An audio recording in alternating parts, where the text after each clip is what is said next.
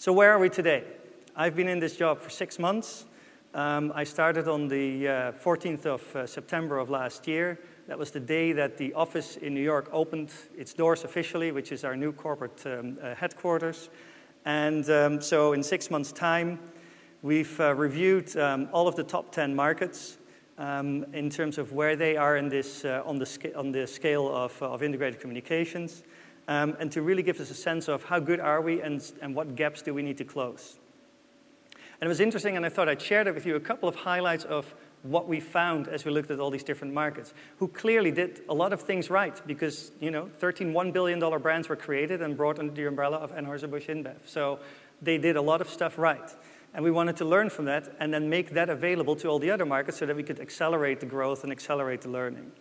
What we found was that, number one, and there's some of the Anheuser-Busch InBev lingo in here, we found that markets that were very successful at this, they were very clearly aligned around the brand essence of the brand that they were communicating across all internal stakeholders and agencies. So everybody really understood who is this brand, who are they talking to, what do they stand for, who do they speak to, what are those people interested in, what do they spend time with, and so on and so forth. So really a clear understanding of who that brand was and who that brand was interacting with. Not just internally, but also shared very clearly with all the agencies. The second thing was that then all communications that came out of that understanding were strongly rooted in that brand essence. The best example that we have at the moment is probably in Brazil, where we have a brand called Skol. And the minute you click into the first slide of their presentation, you know you're in the world of Skol.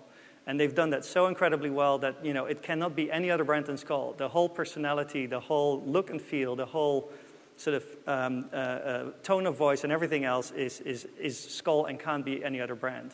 We've invested quite a bit of money with an institute called Cambridge, which is part of Nielsen, to do a global segmentation study so that every market can really start differentiating each brand to its specific target segment. I think in the past, the beer industry has suffered a little bit of the sea of sameness, and I think it is now really, there are some really nicely differentiated brands around the world, but there's a lot of brands where you sort of see, well, it's fun with friends, hanging out, sometimes a little bit prankish humor, and it isn't really sort of very differentiated. And we're going to get a lot better, and we need to get a lot better at sort of really differentiating, well, what is Budweiser versus what is Stella versus what is Becks versus what is Bud Light or Bud Light Lime. And so that's something that we need to do. The brands that do that well today have very clearly horizontally linked all of the communication back to their brand essence, and then vertically, over all the different campaigns, linked that very clearly back to their brand essence. Thirdly, what we found, and it sounds simple, but it's actually quite a complex thing to do, and Jack was talking about that a little bit this morning, is briefing the key agencies at the same time. And that really could be quite a large group of agencies, obviously depending a little bit on the size of the project, but in the case of something like a trophy tour at Coke, I can't remember what the number was, but we had quite a large number of agencies, probably about 10 or so ultimately that were working on that. So they can get quite complex. And that then goes to my last point, is that, and somebody I think asked that question, is so who leads that? Who's in charge?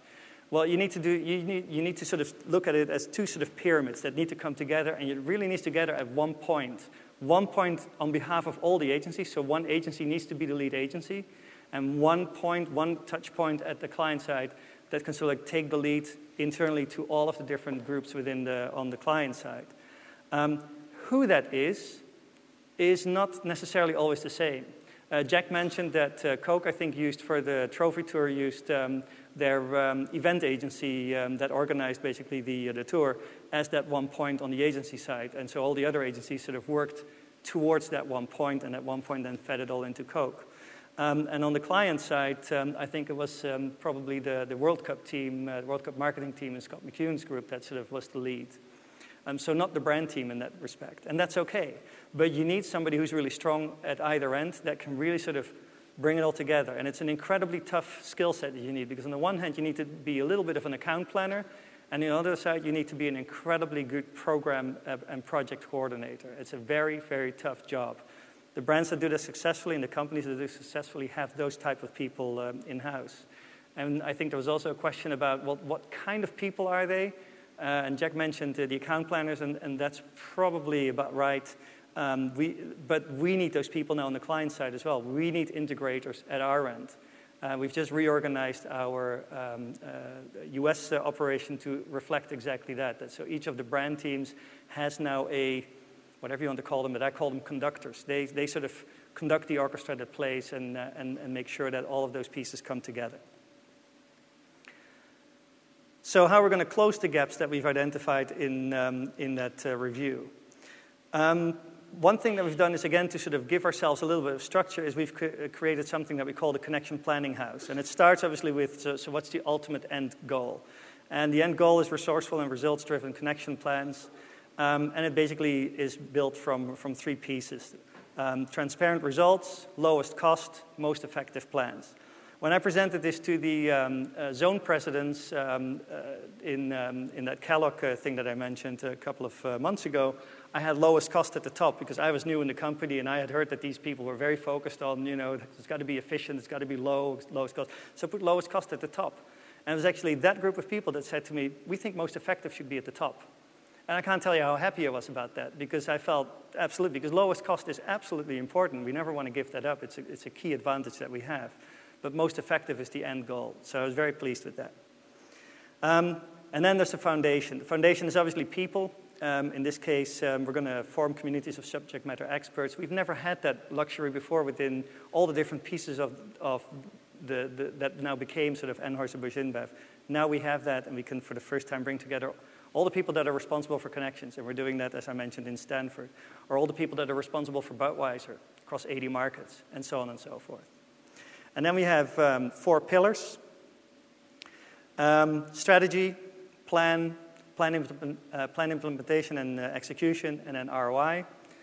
And all of that sort of powered by and enabled by global capabilities and stewardship. So rolling up stuff that sort of comes from the local markets that become best practices for everybody else to follow, that ultimately then drive resourceful and results-driven connection plans at the lowest cost with transparent results that are most effective. 4 pieces that will ensure that we get there. We're creating an internal portal that people for the first time will have access to each other's plans and can learn from each other. We're doing all this training that I mentioned, a community of subject matter experts that I mentioned, and in-market reviews, which obviously I mentioned as well. So now that we have scale, reach, and scope around the world, what are we going to do with that? First example that I wanted to share with you. I mentioned that our overall vision is to be the best beer company in a better world. Better World talks about corporate social responsibility, talks about doing good for the environment that you're working in. We've made a number of very public commitments there, and one of them focuses on drinking responsibly. And I want to share with you an example of what now this whole global scale and scope can help us and allows us to do. In 1988, we had a commercial that was developed for the Super Bowl around drinking responsibly. It was one of our highest scoring responsibility ads that we've ever had, but it was also actually one of the highest scoring branding commercials for brand Budweiser. And I want to show you that commercial. Yo, Cedric! I'm the designated driver. I can't hear you! Make the body ride, make the body ride.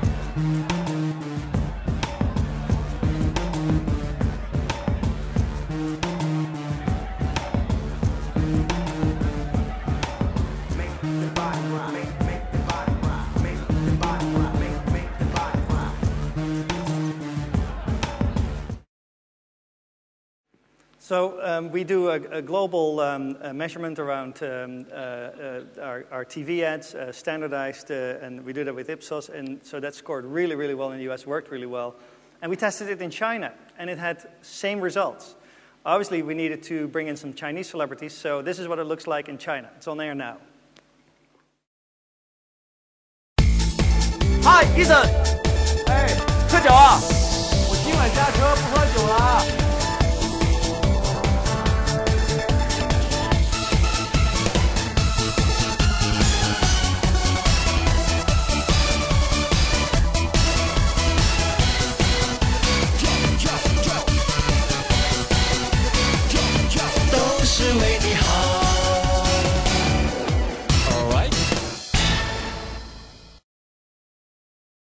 Having global scale and scope allows you now to sort of let good work travel.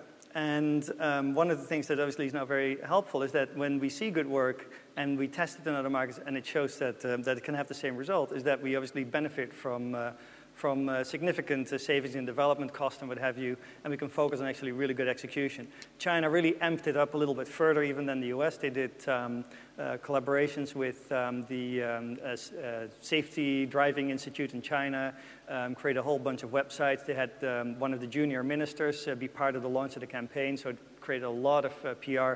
And I've been told, but I can't verify that, but maybe somebody in the audience knows it, that the guy that is the guy in the white shirt is apparently a very well-known Chinese comedian and singer. So all of the boxes ticked, and again, highest scores ever that we've had, not only for a corporate social responsibility message, but also for brand Budweiser. Second opportunity that I want to talk about today is around FIFA World Cup, which was the original topic of today, but obviously given the absence of the other two, I added the other pieces to it. So Budweiser as a brand is known as the king of beers, and what is the king of beers going to do at the World Cup in South Africa? It won't surprise you that FIFA World Cup is the single most important asset that we have within our portfolio. We have a lot of assets around the world that we use, and this is not only the priciest, but is also the most important one because it touches literally every market around the world, and it is activated virtually everywhere we go. We're going to do 4 components. We have obviously a sort of a vision for the World Cup that as the official beer of the 2010 World Cup, we will unite beer drinkers around the world, celebrate the game of football by bringing passionate fans closer to the game. And we're going to do that through 4 pieces. We have Bud House. I'm going to talk about that in a second. We have the Man of the Match. We have the Bud Cup. And we have local amplifications.